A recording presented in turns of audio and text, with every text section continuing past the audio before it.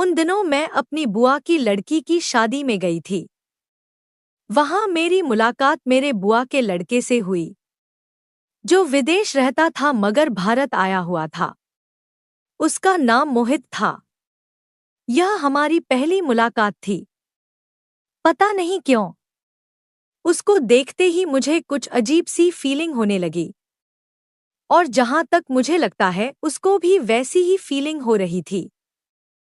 उधर मुझे कुछ दिन रहना था तो रोज मोहित से मुलाकात होती थी। मेरी उससे बातचीत भी होने लगी थी। हमारे बीच कुछ मधुर और आत्मीय संबंध बन गए थे। मुझे जब भी कोई बाजार का काम होता तो मैं उससे ही कहती और वह भी मेरे कहने पर हमेशा तैयार रहता। ऐसे ही नजरों से मन की बात करते हुए बुआ की लड़की की शादी कब हो गई पता ही नहीं चला। शादी के अगले दिन जब मैं वापस घर आ रही थी तो उसने मुझे अपना फोन नंबर दिया और बात करने को बोला। वहां से निकलकर घर आने तक सिर्फ मैं उसके बारे में ही सोचती रही।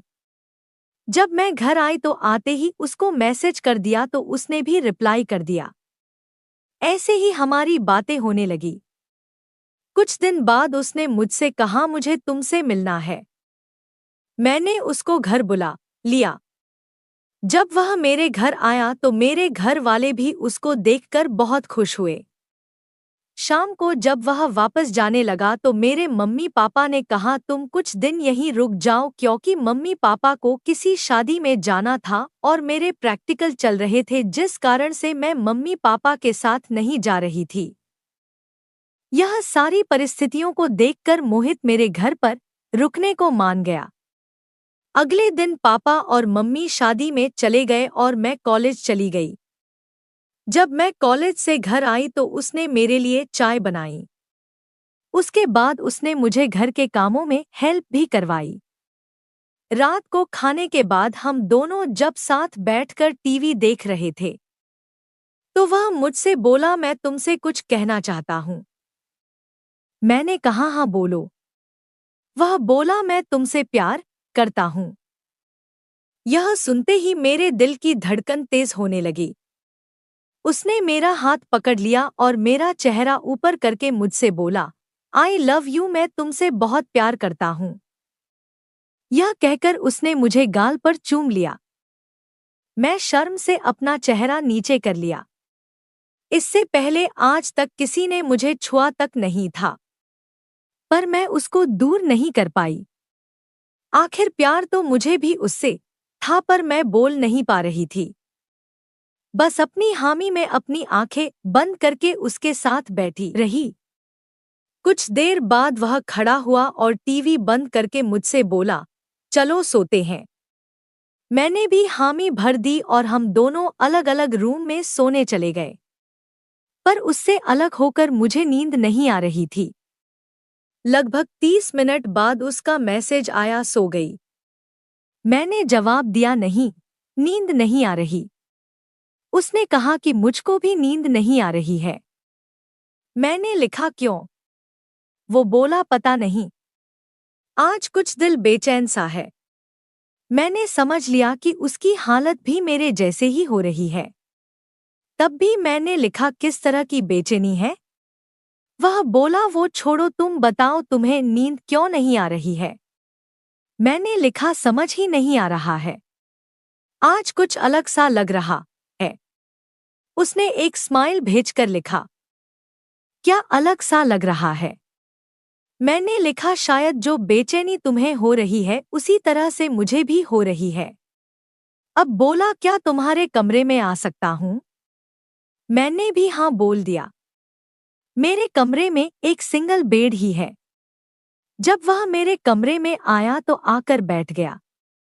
पर सर्दी का सीजन था तो मैंने उसको मेरी रजाई में आने को कह दिया। अब हम दोनों एक ही रजाई में आ गए थे। कुछ देर बाद उसने अपने एक हाथ को मेरे कमर में डाला और मुझसे अपनी ओर खींच लिया।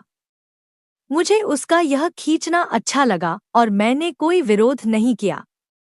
मैं तो ना जाने कब से उसके इस एक्शन की प्रतीक्षा में थी। उसके सीने से लगते हुए मेरी सांसें भारी होने लगी और तभी उसने मुझे धीरे-धीरे किस करना शुरू कर दिया, जिसमें मैं भी उसका साथ देने लगी थी। मैं शब्दों में बयां ही नहीं कर पा रही हूँ। हम दोनों एक दूसरे का साथ देने लगे और हम दोनों मिलन की आग में झुलसने लगे। इस वक्त मेरी तो एक समाधि सी स्थिति बन गई थी। शायद ऐसा ही मोहित को भी लग रहा होगा। फिर कुछ पल बाद उसने मेरे होठों को आज़ादी दे दी और मुझे हाथ का सहारा देकर बिठा लिया। मैं एक कठपुतली की तरह बैठ गई और उसके अगले एक्शन का इंतजार करने लगी। उसने मेरी आंखों में देखा और मानो एक जादू सा कर दिया। मैं बस उसकी आंखों में खो सी गई थी। सर्दी अपनी औकात में आ गई थी। हम दो प्रेमियों के सामने हार माननी पड़ी। सर्दी के एहसास का नामोनिशान तक नहीं था। अगली सुबह जब हम उठे तो मुझसे उठा भी नहीं गया। उसने मुझे अपनी बाहों में उठा लिया। उसके बाद उसने ही मुझे नहलाया और फिर मेरे कमरे में लाकर लेटा दिया। बिस्तर पर आते ही मुझे नींद आ गई और जब उठी तो 1 बज रहा था। मैं उठी और बाहर जाकर देखा तो उसने खाना बना लिया था और मुझे उठाने ही आ रहा था। फिर हमने साथ बैठकर खाना खाया और टीवी देखने लगे। अगले 2 दिन तक जब तक मेरे घर वाले वापस नहीं आ गए, उसने मुझे बहुत प्यार किया। आज हमारे रिश्ते को बने 4 साल हो गए हैं। वह विदेश से वापस अब भारत में यहीं मेरे शहर में रहने लगा है। जब हम दोनों का मिलन का मन करता है तो या तो वह मेरे घर आ जाता है या मैं उसके घर चली जाती हूँ। दोस्तों, आपको हमारी कहानी कैसा लगा ज़रूर बताना। अच्छा लगा हो तो हमारे चैनल को लाइक करना, सब्सक्राइब करना, बेल आइकन को प्रेस करना ताकि हम आपको इस प्रकार से रोमांच भरी कहानियाँ देते रहें।